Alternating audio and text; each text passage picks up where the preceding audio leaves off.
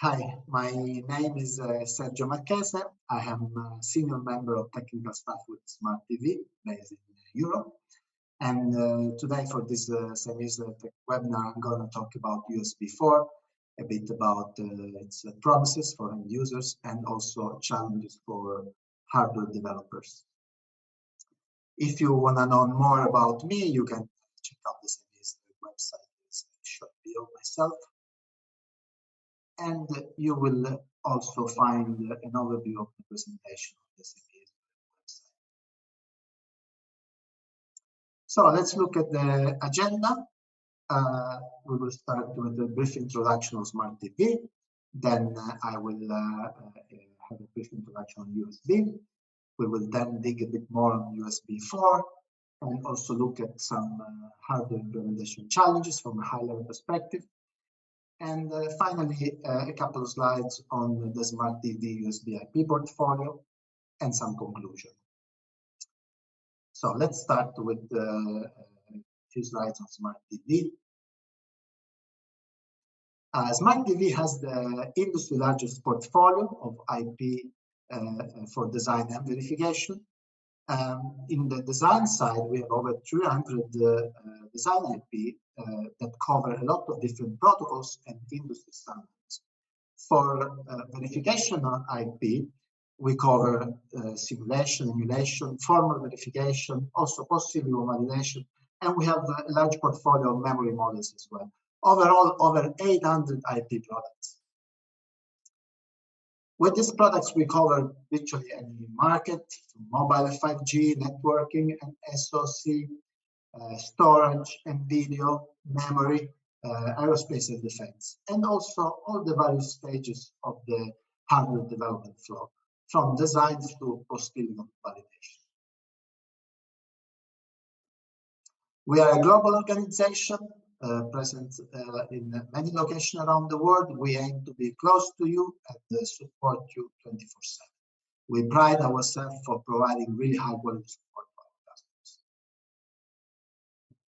We are participating in a lot of consortium standard bodies, including the USB Implementation Forum. And in fact, we are often among the first to implement products around new standards or new version of existing standards. It's really a differentiator for us to quickly provide products when new standards come out. All right, so let's move on USB. Have a quick introduction on the universal serial bus. If we look at the timeline of USB, we can see the first specification came out in 1996, USB 1.0, 12 megabit per second speed. And from there on, we can see that the speed has increased exponentially. In 2001, with 2.0 ready for 180 megabits, and then 5 gigabit per second with 3.0 in 2008, 10 in 2013 with 3.1, 20 gigabit per second in 2017, and finally the last specification that came out was in 2019, USB4, reaching up to 40 gigabit per second. The last actually specification that came out in the USB family, let's say, is the power delivery 3.1, which brings the capability to deliver 240 watts, so quite impressive. If we look at the connectors on these pictures taken from Wikipedia, we can see that there are lots of different connector types, and myself, I think I've used most of them. Sometimes quite annoying because you have the cable, but it's not quite right for a certain device, or even one connector, you never know which side you need to stick it in. And obviously now there is a consolidation around the USB Type-C connector, which has a lot of other advantages that we'll also talk a bit more later. And other connectors are being deprecated. USB success. Well, Obviously, no, it's not easy for a new product to immediately gain success. In the beginning, there was maybe some ramp up. Obviously, if you are developing PC and there are no USB devices out there, you don't have a lot of motivation to put USB ports on the PC, and vice versa. If there are no PC with USB ports, you might not want to build the USB devices. But anyway, nowadays, USB, as we all know, is hugely successful. It's laptops, for external hard drive, printer, mouse, keyboard is used for charging devices. I'm extremely happy, for instance, now my laptop charges on a USB Type-C port. It's really everywhere, extremely successful. And one of the key drivers of success is convenience for the end users. Standardized connection across different devices, getting rid of a lot of different cables, really. One symmetric connector and cable, Type-C. High speed, of course. We all want to be able to transfer data really, really quickly. It's also self-configuring and hot swappable. You don't need to do configuration yourself. You just plug things in and out and they just work most of the time. And also the ability to deliver power. Again, using the same connector to also charge devices is a great advantage. Just make things easier for the user. Well, let's look now a bit more on USB4 specifically. So what's new with USB4? First of all, more speed, for sure, up to 400 gigabit per second on a two-lane operation using certified Type-C cables. Another huge novelty of USB4 is the ability to use the USB4 fabric for transferring multiple data and display protocols. And we'll see more about this. And it's even more universal, definitely a consolidation around Type-C connector. This is clearly, moving forward, is the only connector. And, compatibility also with previous version of USB, but also crucially with Thunderbolt 3. So even more, let's say, devices and PCs that can use can communicate to USB4. Well, actually, recently, we're talking literally couple of weeks ago, the USB promoter group has announced the USB4 version 2.0, and the specification will come out soon. And as usual with new version of USB, double the speed from 40 gigabit per second to 80 gigabit per second, and also additional improvements on the protocol to exploit the bandwidth even better.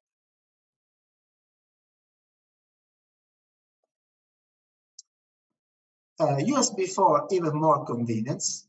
Again, the ability to deliver a lot of power on the cable, but also audio, video, and data in the same with the same connector. It's as we know, Type-C consolidation around Type-C connector, small reversible connector with a symmetric cable.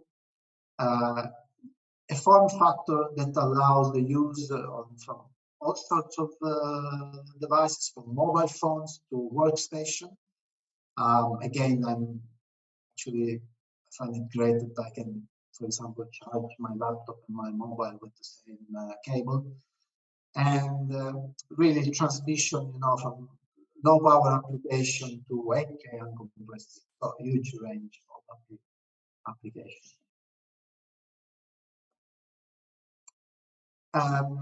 One of the key things about USB4, as we said, is the ability to share multiple protocols sharing the available bandwidth.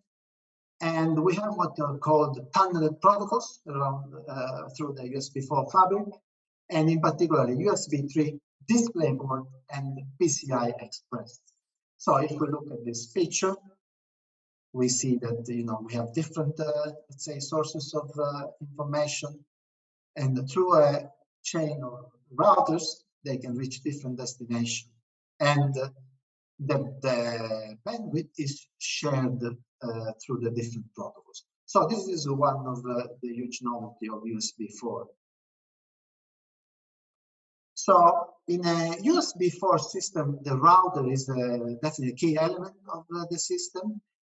We have, as we know, host, device, and hub and devices, and in each of these we'll have one host router and 0 or more device routers per domain.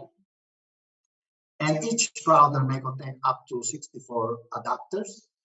Adapters provide a sort of interface to the protocol being tunneled, but also some other type of functionality. Specifically for the protocol, as we already saw, we have DisplayPort, USB3, and PCI Express adapter, very important part of the functionality in a USB4 system. If we look at the compatibility and features, some are mandatory, others are optional, also depends on the component within the system, what's mandatory and what's optional. And USB4 host, for example, must support 20 gigabit per second and optionally 40. So it's not that every USB4 system actually gets to 40 gigabit per second. And if we look, for example, at the DisplayPort protocol type tunneling, it is mandatory for host and hub, but it's optional for device. If we look at Thunderbolt 3 interoperability, this is mandatory for example, for downstream tracing ports in the hubs. So what is actually implemented in the USB4 system can vary quite a lot.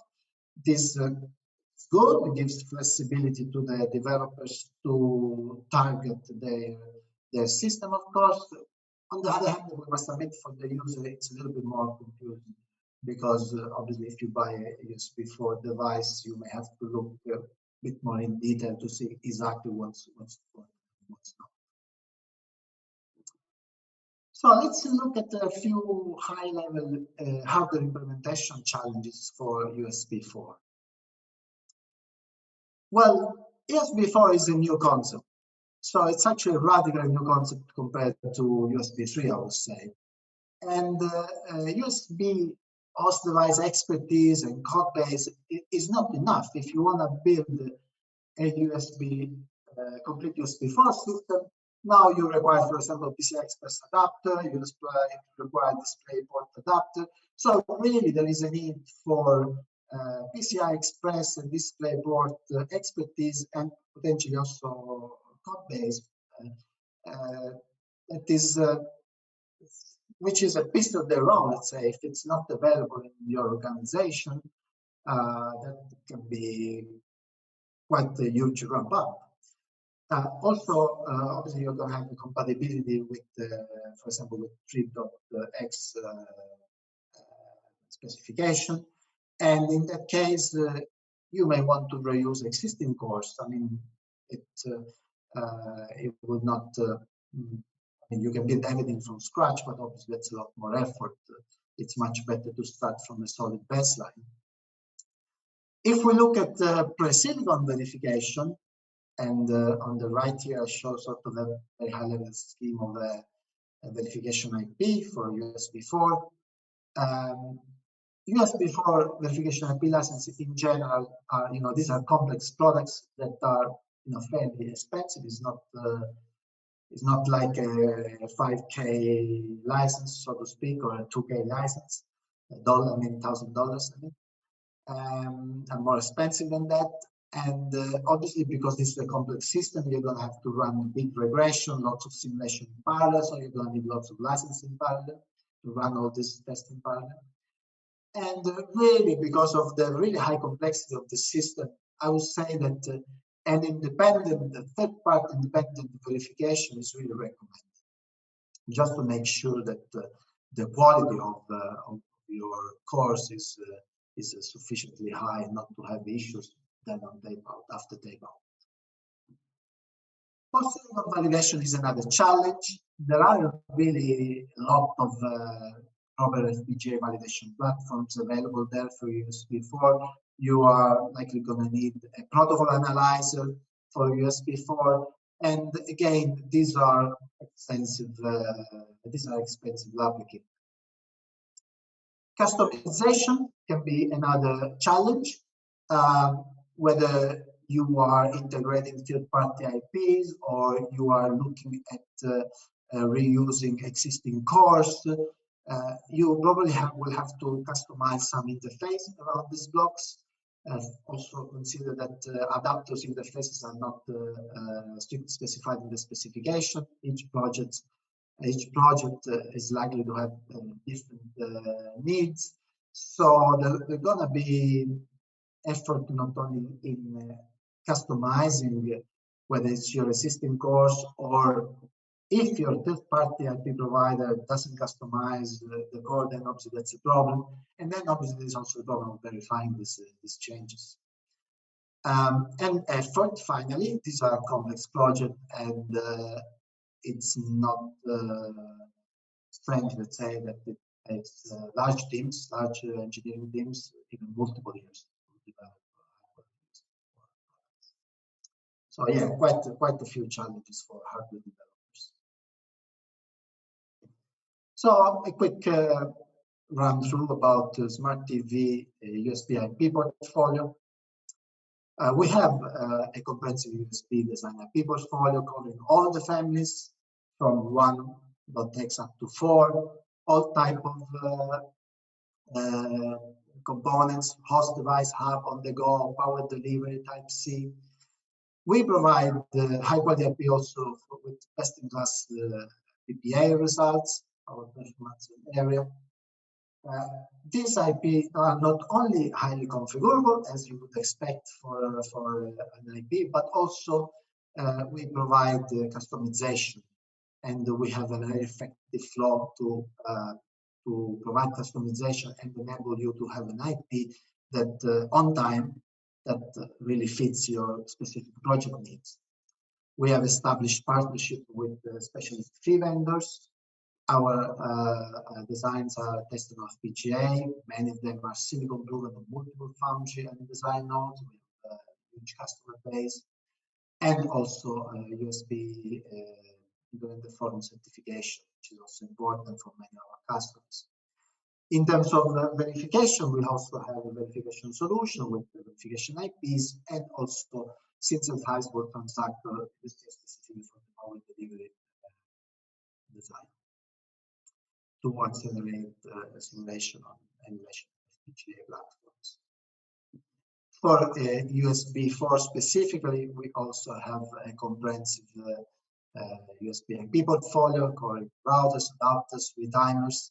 There are optional parts. If you look, for example, at this feature for USB4 host core, it's really high-level feature. I didn't want to disclose, obviously, confidential information here. There are multiple layers. The way the core is implemented, connection with the feed to, for example, pipe interface, but it could also be a different interface. The core contains support for the connection manager, which, for example, is the entity that takes care of, for example, sharing the bandwidth between setting up links in the USB4 system and sharing bandwidth across the multiple protocols. Also compatibility, interoperability with Thunderbolt 3. So really all the things you might need for a high-end, let's say, USB4 product, but also with the ability to configure and customize to fit your specific project needs. So in conclusion, we have seen that USB4 really is a radically different concept compared to USB 3. It requires, for hardware developers, it requires a broader expertise and code base. PCI Express, DisplayPort are pieces on their own. Pre-silicon verification is definitely challenging. These are complex systems. Verification components, if you want to license them, I guess you probably want to, are expensive in general. Third-party verification is probably recommended. Post-silicon validation also requires expensive lab equipment. It's an effort-intensive type of development simply because of the complexity. And you may need to be careful, with looking at reusing your core or looking at choosing a third-party IP provider, of course, for many things, including the quality of the IP, delivery time, and the support you get, but also crucially, I think, is customization capabilities. This is something you need to be looking carefully. So thank you. Thanks a lot for your attention. I hope I said a few interesting things. In any case, if you want to go deeper on USB4, you want to ask your pressing question to not to myself, but really to our USB4 expert in our research and development department, architects, designer, verification engineers who have their hands dirty into developing all these USB4 products for us. We are happy to share some of our knowledge, and please contact us. And we aim to organize an online event soon, and we can keep you posted if you drop us an email to my colleague here, Mackenzie Ross at smartdvtech.com. Thank you very much, and please, if you have any questions, go ahead. Thank you.